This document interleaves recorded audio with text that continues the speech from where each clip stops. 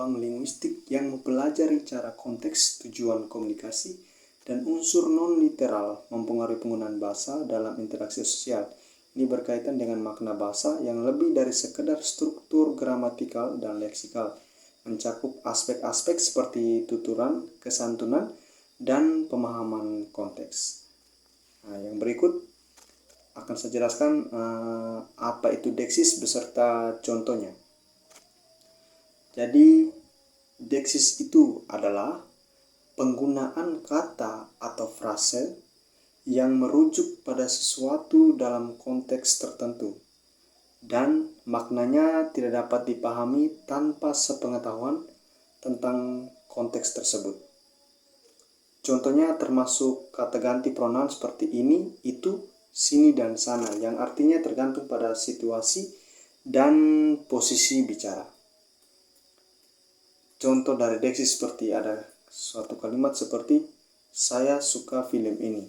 Di sini kata ini merujuk pada film yang sedang dibicarakan dalam jangkauan pembicara. Contoh yang kedua, dia tinggal di sana. Sana itu merujuk pada lokasi yang terletak di luar jangkauan pembicara dan maknanya bergantung pada konteks saat pembicara mengucapkan kalimat tersebut. Di sini ada beberapa jenis deksis. Jenis deksis itu ada 3 yang akan saya jelaskan di sini. Yang pertama itu deksis person. Ada deksis person, deksis temporal atau waktu, dan deksis lokal. Jadi deksis person itu terkait dengan identitas orang yang terlibat dalam sebuah percakapan tersebut. Contohnya saya, kamu, dan mereka. Yang berikut ada deksis temporal, itu merujuk pada waktu yang berkaitan dengan penunjukan waktu seperti contohnya kemarin, sekarang, atau nanti. Yang ketiga yaitu deksis lokal. Deksis lokal ini terkait dengan penunjukan lokasi atau tempat. Contohnya di sini, di situ, dan di sana. Yang berikut saya akan menjelaskan apa itu speech act dan jenisnya. Speech act adalah tindak tutur yang merujuk pada kegiatan atau efek yang dihasilkan oleh penggunaan bahasa lebih dari sekedar menyampaikan informasi. Berikut adalah beberapa jenis tindak tutur atau speech. Di sini ada ilokusi dan lokusi. Ini merujuk pada aspek ekspresif dari ucapan, yaitu tindakan berbicara yang terkait dengan pilihan kata, tata bahasa, dan struktur kalimat yang digunakan untuk menyampaikan pesan.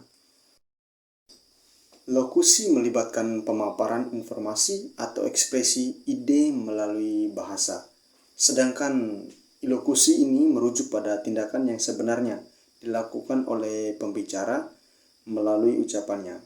Sementara lokusi berfokus pada cara pesan disampaikan. Lokusi berkaitan dengan tindakan yang diinginkan pembicara dengan menyampaikan pesan tersebut. Lokusi mencakup jenis tindakan tutur yang dilakukan seperti memberi perintah, menyatakan, bertanya, dan sebagainya. Sebagai contoh dari beberapa itu di antara lokusi dan ilokusi. Contohnya, bisakah kamu memberikan saya buku itu? Lokusi akan melibatkan pilihan kata dan struktur kalimat yang menyampaikan pertanyaan, sementara ilokusi adalah tindakan nyata dari membuat sebuah pertanyaan dan meminta seseorang memberikan buku tersebut. Yang berikut saya akan menjelaskan apa itu preposisi. Preposisi merujuk pada asumsi atau informasi yang dianggap pembicara sudah diketahui atau diterima oleh pendengar sebelumnya. Dalam sebuah ucapan, preposisi menciptakan konteks atau latar belakang yang menjadi dasar pembicaraan. Berikut adalah contoh-contoh dari preposisi. Contohnya seperti anak-anaknya John sangat pintar. Jadi preposisi yang kita dapat di sini bahwa John itu memiliki seorang anak. Yang berikut saya menjelaskan entailment. Entailment adalah hubungan semantik di mana jika suatu pertanyaan benar, pernyataan pertama benar, maka pernyataan kedua juga benar. Jika A menyeratkan pernyataan benar, maka B pernyataannya harus benar. Contoh pernyataan seperti seorang ibu memiliki anak 2 orang. Jadi pernyataan yang benarnya bahwa dia itu adalah orang tua karena dia memiliki seorang anak. Nah, yang berikut saya akan menjelaskan cooperative principle. Jadi cooperative principle itu adalah prinsip kerjasama atau cooperative principle, konsep dalam teori pragmatik yang diajukan oleh filosof bahasa H.P. Grace. Prinsip ini menyatakan bahwa dalam berkomunikasi, pembicara dan pendengar cenderung berusaha bekerja sama untuk mencapai pemahaman yang efisien. Prinsip kerjasama terdiri dari 4 maksim, yaitu prinsip dasar yang memandu komunikasi. Yang pertama itu maximum of quantity. Jadi maximum quantity itu maksudnya kita memberikan informasi yang cukup. Contoh, berikan saya beberapa buah apel. Memberi informasi yang cukup, tidak lebih atau kurang. Terus yang kedua ada maximum of quality atau prinsip kualitas. Berbicara dengan kejujuran dan kebenaran. Contoh seperti mobil saya lagi rusak. Jadi itu mengungkapkan informasi yang benar. Yang berikut ada maximum of relation. Berbicara secara relevan dengan topik yang kita bicarakan. Contoh tentang pertemuan kita besok. Berbicara tentang topik pertemuan. Terus yang berikut maximum of manner. Hindari penggunaan bahasa yang ambigu atau tidak jelas. Contohnya seperti tolong berbicara dengan jelas. Yaitu menggunakan bahasa yang tidak ambigu.